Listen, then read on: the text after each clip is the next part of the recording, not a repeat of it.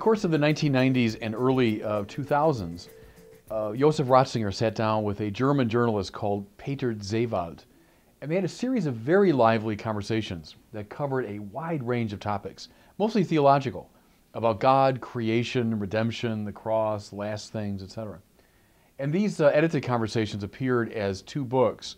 One was called God and the World, the other was called Salt of the Earth, and I found them wonderful books. They're very rich, they're very deep, and no question seemed to be off limits as Josef Ratzinger responded to all these concerns.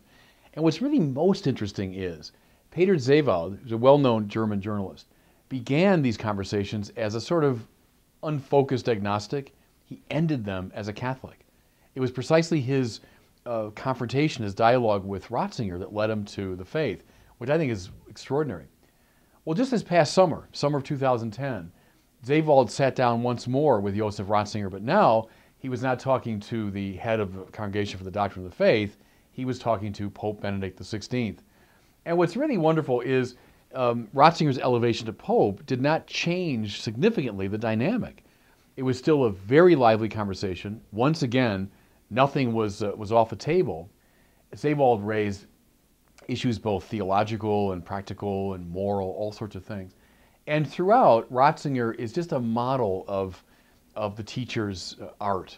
His answers are clear, they're concise, they're very insightful. And I'd say throughout his tone is very calm and magisterial, you know, in the sense of a magister. He's a teacher. It's called Light of the World. As you probably know by now, the media has been focused on some particular issues, especially Benedict's comments on condom use. And I'm sure they'll continue to focus in on Islam and ecumenism and maybe some other particular issues. So I don't feel obliged to go into all those and to rehearse what's been said probably 1,000 times. What I want to focus on is what I think is the central theme that runs right through these interviews from beginning to end. And that is God. Josef Ratzinger, Pope Benedict XVI, is above all concerned about God and the centrality of God to the human conversation. Let me just quote directly from the interview. Pope Benedict says, "There are so many problems that all have to be solved, but that will not be solved unless God stands in the center and becomes visible again in the world." I would suggest that's the interpretive key to the entire book. We can address a lot of these issues, politically and psychologically and sociologically, but they will not be addressed sufficiently until God is brought once again into the fore. Now, why is Pope Benedict so concerned about this? I would say above all because once God is marginalized or denied or set aside, then there is no fetter, there's no restriction to human freedom. And there is the great modern fantasy, that human freedom becomes so unlimited that it can basically determine itself. Once God, which is to say a measure of absolute truth, is removed from the conversation, there is no limit to human atrocity. There's no limit to what we can and might do. And that concerns Pope Benedict very deeply. In many ways, he's continuing a concern of his predecessor. Pope John Paul II wrote over and over again about the relationship between freedom and truth. On the more modern reading, truth is seen as the enemy of freedom. If there's some absolute truth that confronts my freedom is limited. And that explains why there's such hostility toward the truth in much of the modern discourse, and why advocates of the truth, such as the Church, are often seen as dangerous because they restrict freedom. But authentic freedom, John Paul and Benedict clearly see, is always correlated to the truth. It finds itself in the truth. It doesn't stand over and against truth, but truth illumines and directs freedom. Well, what's the ultimate truth? The truth about God. What's the absolute truth? The truth about God. And that's why freedom will find itself precisely in relationship to God. That's what Pope Benedict says over and over again. Let me give you another quote from the book. He says, "I think our major task now is first of all to bring to light God's priority again, The important thing today is to see that God exists, that God matters to us, and that He answers us. And conversely, that if He's omitted, everything else might be as clever as can be, yet man then loses his dignity and authentic humanity. That's it. That's it. We are truly human. We find ourselves not in opposition to the truth, but precisely in surrender to it, in relationship to it. Benedict knows this can take a very explicit form in the New Atheism.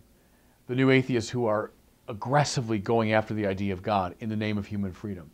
But it can also take a more indirect form in what he calls the practical atheism of much of Western secular society, where we live and act and think as though there is no God, as though God doesn't matter. What happens then is a collapse of the authentically human. That's what's bothering him, I think, most of all. Something he quotes or comments upon that I found really helpful. He says, during the Enlightenment, so beginning in the 17th century and then moving up very much to the present day, there was a huge stress placed on knowledge, growth in knowledge. And there has been this steady increase in knowledge, especially in the sciences. Concomitantly, there's been a stress on power. Go back to Francis Bacon and René Descartes, who said, knowledge is power. The more you know about the world, the more you can control it, the more you can manipulate it. Knowledge and power are emphasized, and they have been steadily increasing. But what's missing from it, Ratzinger says, Pope Benedict says, is a stress upon the ethical, the moral, the good. Yes, we have a lot more knowledge. We have a lot more power. But what do we do with it? What's the right thing to do with it? We will only know that when we know the deep truths about ourselves and finally the deep truth about God. Without God, then our knowledge and power will be used for nefarious purposes. And Pope Benedict, like John Paul II, says, look at the last century if you want to see evidence of it. When our knowledge and power were used in decisively unethical, immoral ways. We need, he says, a new enlightenment that focuses on the ethical, the moral, and that means ultimately upon God. You know, his great intellectual hero is St. Augustine of Hippo. And Augustine wrote that wonderful book called The City of God, in which he sees history as a battle between two types of love. The city of man is basically self-love. It's freedom turned in on itself. The city of God is a city based upon the love of a transcendent good. History is best seen, now it's a complex thing, but you can see it as a fundamental struggle between these two construals of freedom, between these two types of love, the city of God and the city of man. What worries Pope Benedict is the dominance of the city of man, that this type of love, self-love, has become predominant. I think what it comes down to for Papa Ratzinger, for Pope Benedict XVI, is that God must again come to the center of our preoccupations. God is what it's about. He speaks of God. He insists upon God. He places God back in the center. Finally, for him, everything else is commentary.